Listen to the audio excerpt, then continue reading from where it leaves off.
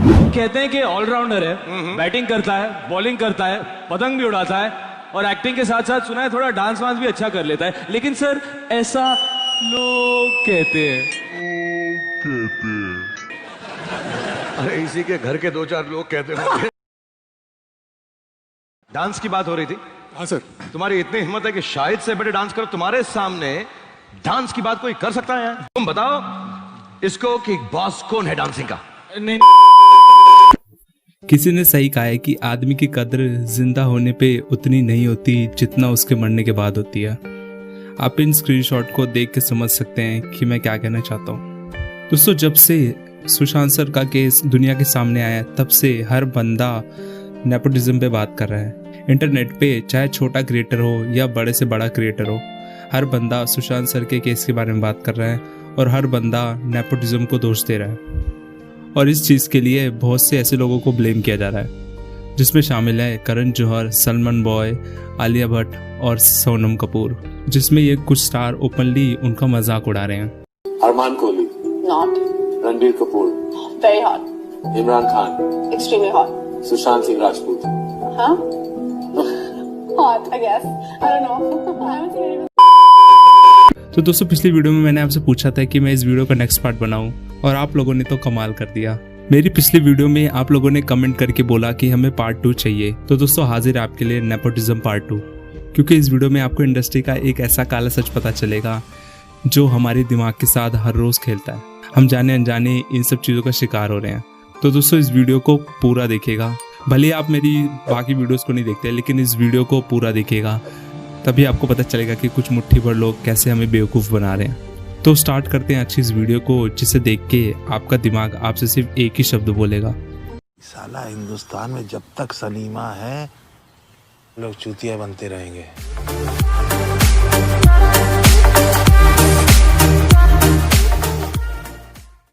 Number 1, good nepotism versus bad nepotism. इस point को मैं एक एग्जांपल से समझाता हूँ। आपने कई बार सुना होगा कि डॉक्टर का बेटा तो डॉक्टर ही बनता है, लॉयर का बेटा लॉयर ही बनता है और बिजनेसमैन का बेटा बिजनेसमैन ही बनता है। तो इसी तरह एक्टर का बेटा एक्टर क्यों नहीं बन सकता? तो दोस्तों, ये बात बिल्कुल गलत नहीं है कि एक्टर का बेटा एक्टर नहीं बन सकता, लेकिन यहाँ बात आती है टैलेंट की। अगर किसी डॉक्टर के बेटे को डॉक्टर बनना है तो उसके लिए उसे एग्जाम देने पड़ते हैं, और अगर किसी लॉयर के बेटे को लॉयर बनना है तो उसे भी एग्ज़ाम क्लियर करने पड़ते हैं। बिना एग्ज़ाम क्लियर करे वह कभी भी इस प्रोफेशन में नहीं आ सकता। पर दोस्तों, ये रूल हमारी बॉलीवुड इंडस्ट्री पर अप्लाई नहीं होता, क्योंकि इस इंडस्ट्री में आप चाहे जितने भी कितनी चूतिया ब्रीड हो, तुम स्टार बन सकते हो। जहां फर्क नहीं पड़ता तुम्हारे 2 पैर है या 4, तुम स्टार बन सकते हो। जहां फर्क नहीं पड़ता तुम्हारा स्वाद खट्टा या मीठा, तुम स्टार बन सकते हो। क्योंकि हमारी इंडस्ट्री में कुछ ऐसे एक्टर्स भी हैं जिन्हें ढंग से एक्टिंग भी नहीं आती, यहाँ तक कि वह इंडस्ट्री में खड़ा होना भी डिजर्व नहीं करते। बट क्योंकि उनके पीछे एक बड़ा सरनेम है और उनकी देखरेख के लिए उनका एक गॉडफादर इस इंडस्ट्री में मौजूद है, चाहे वह बॉलीवुड में बुरी से बुरी फिल्में दे दे, उनका गॉडफादर कुछ ना कुछ करके उन्हें फिल्में दिला ही देगा। भले ही उन्हें किसी टैलेंटेड पर्सन का हक मारना पड़े, क्योंकि सालों से यही तो होता आ रहा है। जो अनटैलेंटेड है वह लाइमलाइट पा जाता है, और जो टैलेंटेड है या तो वह एक्टिंग छोड़ देता है या फिर उसके सामने एक ऐसी प्रॉब्लम्स खड़ी कर दी जाती है कि वह गलत एक्शन लेने में मजबूर हो जाता है। और अगर वह टैलेंटेड बंदा इन सब चीज़ों से बच भी जाता है तो उसको कभी भी एप्रिसिएशन नहीं मिलता।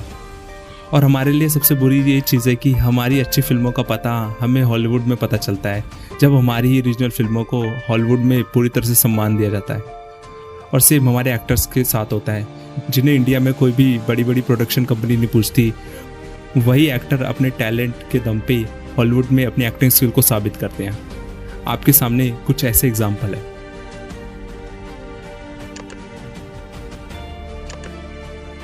मिडिल क्लास आदमी आदमी नहीं चूतिया होता है, चूतिया। अब चाहे बहन चो तुम में कितना भी टैलेंट हो, यहीं पैदा हो यहीं निपट जाओगे। और अगला चीज ये कि ये स्टार किड इतने ज्यादा डम है कि इनका आईक्यू लेवल तो रूम टेम्परेचर से लो है। और हिपोक्रेसी में तो पूछे मत, ये लोग हिपोक्रेसी में हमेशा आगे रहते हैं। आप इस वीडियो को देखिए। तो होली किस तरह मनाती हैं आलिया?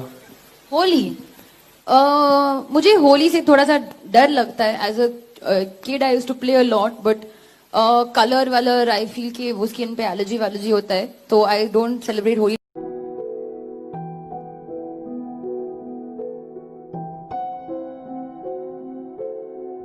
डेमोक्रेसी की भी सीमा होती है। चाहे मॉडलिंग इंडस्ट्री की हो या एक्टिंग इंडस्ट्री की, इंडस्ट्री के कुछ स्वीट लोगों ने इस इंडस्ट्री को पूरा बर्बाद कर रखा है। दोस्तों, मैं इंग्लिश वाले स्वीट की बात नहीं कर रहा, मैं हिंदी वाले स्वीट की बात कर रहा हूँ। अब तो हालात ये हो गए कि अगर कोई बच्चा अपने माँ बाप से कहता है कि उन्हें एक्टर बनना है, तो उसके माँ बाप सुशांत सर का एग्जाम्पल देते हैं कि कैसे ये इंडस्ट्री टैलेंट को खा जाती है और कैसे आपके मरने के बाद आपका फ़ायदा उठाती है। दोस्तों, यही आने वाला सच है। मैं आपको एग्जाम्पल समझाता हूँ कि ये इंडस्ट्री कितनी ज़्यादा नीचे गिर चुकी है। किसी की मौत का फ़ायदा कैसे उठाना है इन लोगों को अच्छे से पता है। क्या आपको पता है कि सुशांत सर की लास्ट मूवी दिल बेचारा को OTT पे ही क्यों रिलीज़ किया जा रहा है? क्योंकि जब ये मूवी बनी तो इसे कोई भी प्लेटफॉर्म प्रोवाइड नहीं किया जा रहा था और बहुत से प्लेटफॉर्म ने इसे रिजेक्ट कर दिया और इसे अपने प्लेटफॉर्म पे दिखाने से मना कर दिया। लोगों के बीच में फैल रहे आक्रोश को देखते हुए डिज्नी हॉटस्टार ने सोचा कि क्यों ना हम इस मूवी को अपने प्लेटफॉर्म पे रिलीज़ करें, इससे हमारा बहुत ज़्यादा फ़ायदा होगा। तो उन्होंने इस मूवी के राइट्स खरीद लिए और इस मूवी को अपने प्लेटफॉर्म पे रिलीज़ करने का वादा कर दिया। अब इन लोगों ने इस मूवी के राइट खरीद रखे हैं और उन्हें पता है कि लोग इस मूवी को जाने अनजाने में हिट बनाई देंगे। दोस्तों, इस चीज़ पे सबसे ज़्यादा दुख होता है कि कैसे एक टैलेंटेड आदमी की मौत का फ़ायदा उठाया जाता है इस जालिम दुनिया में। इस एग्जाम्पल से मुझे एक डायलॉग याद आता है, मिडिल क्लास आदमी नहीं चूतिया होता है, चूतिया। अब चाहे बहन चो तुम में कितना भी टैलेंट हो, यहीं पैदा हो यहीं निपट जाओगे। अगला पॉइंट है टैलेंटेड वर्सेस अनटैलेंटेड। क्या आपको पता है कि साइंस फिक्शन मूवी इंटरस्टेलर के लिए सबसे पहले लेट एक्टर इरफान खान को कास्ट किया जाने वाला था, वो भी लीड रोल के लिए, बट उन्होंने इसलिए मना कर दिया क्योंकि वह उस समय लंच बॉक्स मूवी की शूटिंग कर रहे थे। उन्होंने इस बॉलीवुड को एक से बढ़कर एक अच्छे कंटेंट वाली मूवीज दी, लेकिन जीते जी बॉलीवुड ने उन्हें कभी भी किसी मूवी में प्रायोरिटी नहीं दी। इस लिस्ट में कुछ मूवीज का नाम हटा दीजिए, आपने लास्ट टाइम उन्हें कौन सी बिग बजट मूवी में देखा था? जिस इंसान ने अपनी एक्टिंग स्किल को हॉलीवुड लेवल तक साबित किया, उस इंसान को बॉलीवुड ने क्या दिया?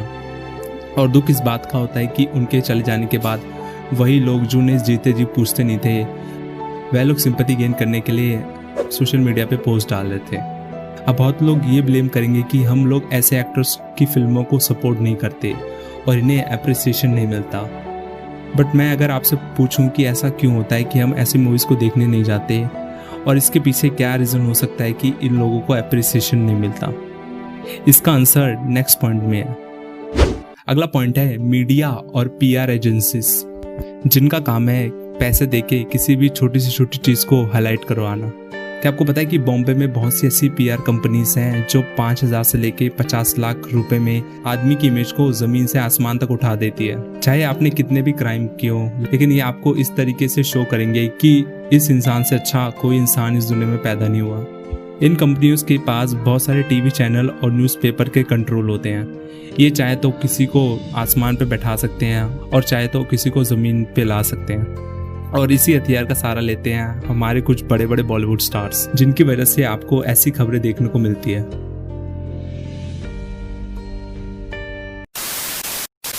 दूसरे ये वही लोग होते हैं जो जिम के सामने हमेशा कैमरा लेके खड़े रहते हैं कि कब कोई स्टार किड निकले और कब हम उनकी जिम वियर में HD फोटो खींच सके और उस पर बड़े बड़े आर्टिकल छाप सकें। सच्चाई ये है कि आजकल की जितनी भी बड़ी बड़ी प्रोडक्शन कंपनियां हैं, वह अपनी मूवी का बहुत अच्छा खासा परसेंटेज मार्केटिंग में खर्च करती है। इसी वजह से घटिया से घटिया मूवी भी बिजनेस कर जाती है और कुछ अच्छी मूवीज़ के पास बजट ना होने की वजह से वह बॉक्स ऑफिस पे बहुत बुरी तरह से पिट जाती हैं। तो इसमें मैं आप लोगों को ब्लेम नहीं करूँगा, क्योंकि हम और आप वैसा ही करते हैं जैसा हमें दिखाया जाता है। कैसे हमारे दिमाग को मैनिपुलेट करता है, इसे मैं एक रिसेंट एग्जाम्पल से समझाता हूँ। दोस्तों, इंटरनेट पे बहुत से ऐसे प्रूफ हैं जो सुशांत सर के केस को प्री प्लान मर्डर बताते हैं, और गिल्टी कौन कौन है इसके बारे में भी बहुत से आर्टिकल आपको मिल जाएंगे। लेकिन कमाल की बात तो ये कि मीडिया शुरू से ही इसे सुसाइड करार देने पे लगी हुई है। अच्छा, मुझे ये बताइए कि सुशांत सर के केस को 1 मंथ से ज़्यादा हो चुका है, लेकिन अब तक इसका रीज़न क्या था ये किसी को पता नहीं चला, और ना ही मीडिया ने इस टॉपिक पे ज़्यादा फोकस किया। ये टॉपिक 2 से 3 दिन के अंदर ही पुराना हो गया। और एक चीज़ और देखिए कि इस टॉपिक को दबाने के लिए इन्होंने टिकटॉक बैन जैसे न्यूज़ को चला दिया।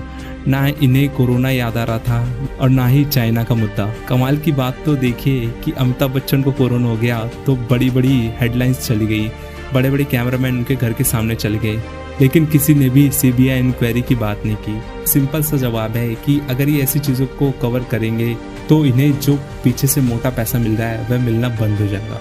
अंत में मैं आपसे यही कहना चाहता हूँ कि अभी भी टाइम है, अपनी आंखों को पूरी तरह से खोल लीजिए। और बात रही नेपोटिज्म की, तो ये तो बस एक ट्रेंड था जो आज नहीं तो कल ख़त्म हो जाएगा। फिर से इन स्टार किड्स की मूवी आएंगी और बहुत से लोग इनकी मूवीज़ देखेंगे। भले ही आपको बुरा लगे, लेकिन सच्चाई यही है।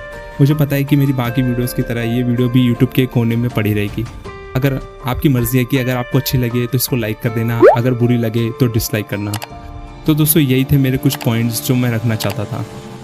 अगर ज़रूरत पड़ी तो इसके ऊपर मैं किसी और वीडियो में डिटेल में बात करूँगा। तो दोस्तों आज के लिए बस इतना ही, मिलते हैं आपसे नेक्स्ट वीडियो में। जय हिंद, वंदे मातरम।